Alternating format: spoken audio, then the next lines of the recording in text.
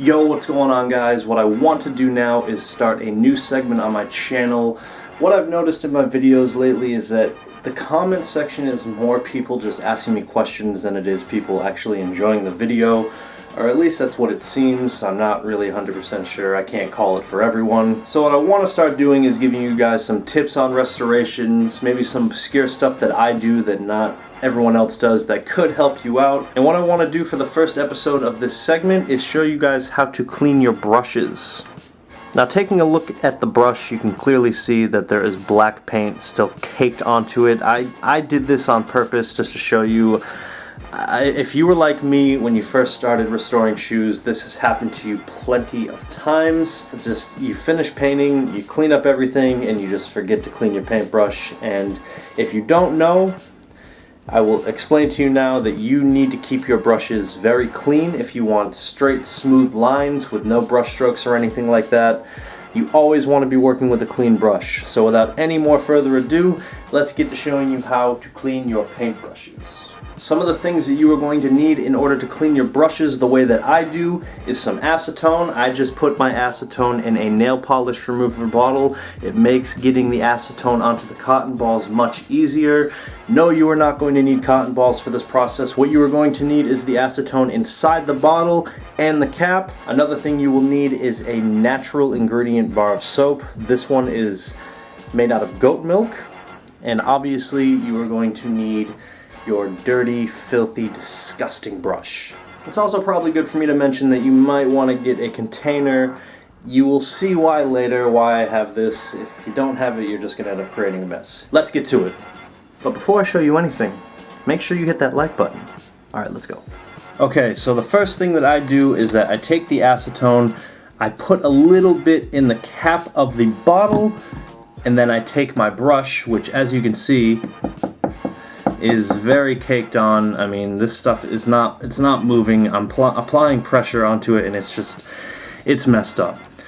So, you have your acetone in the cap of the bottle. You want to take your brush, put it in, and just start moving it around, and you will see that the acetone is turning black. You want to keep doing this process over and over again, because obviously if you use the same acetone, it's just going to bleed the black back onto your brush. Remember what I said earlier with this? You want to pour your used acetone into it, refill the cap, and have another go at it.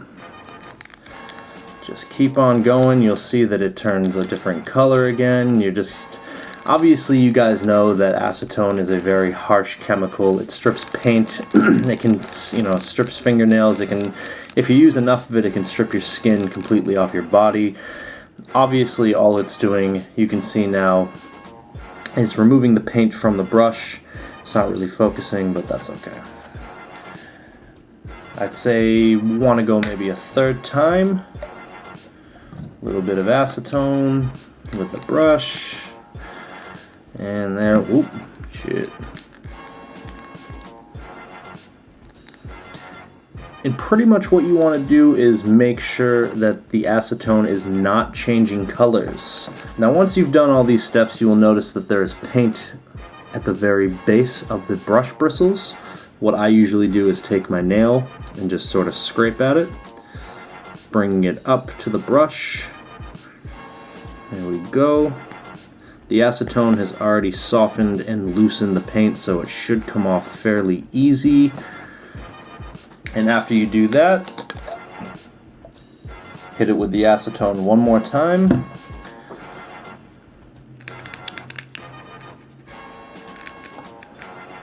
Now, you might be thinking to yourself that this is really all you need to do, but it's not. You don't want to keep that chemical on the bristles of your brush for any longer than you really have to. So that brings us to the next step. Let's get on and I'll show you guys what you want to be doing with this.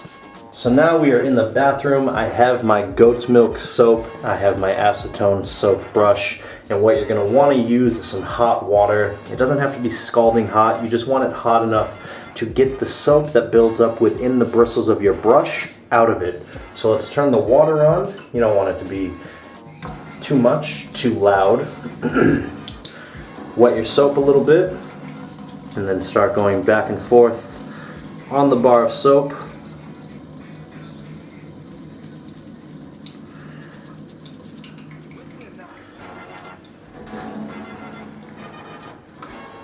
And you want to repeat this process quite a few times, maybe 3 or 4 times. I will show you how you want your brush looking after you are done. Turn the water pressure on a little bit more. And you'll see when you squeeze the brush, all the soap comes to the top. Put it in the water. Make sure you're getting all the soap out of there, because that will cause you problems later down the road when you go to use your brush again. I'm not completely happy with how it feels right now, so I'm going to keep on doing it. Get it nice and deep inside of the bristles. I mean, you want to treat the bristles of your brush as if it was your own hair, pretty much. You want to keep it clean, you want to keep it soft, and you want to keep it full, because if you don't take care of your brushes, the bristles on here will start falling out, they'll start fraying, and eventually you're going to have to buy yourself a whole new set of brushes. So this should be good to go. I'll just wash the soap out of here. Get it off my hands too. There we go. Now, this is how you want your brush to look after you're finished. Nice and flat, with no bristles poking out, no frays, no split ends, nothing like that. Once your brush is like this, I would give it maybe 20 minutes to dry, maybe even 30, and then you're good to go. So yeah, that is the steps that I take in order to make sure that my brushes are nice and clean for every custom or restoration that I do.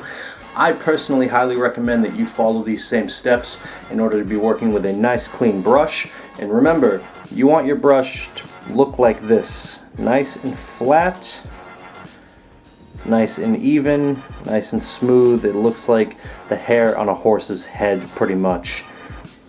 Very soft, very nice.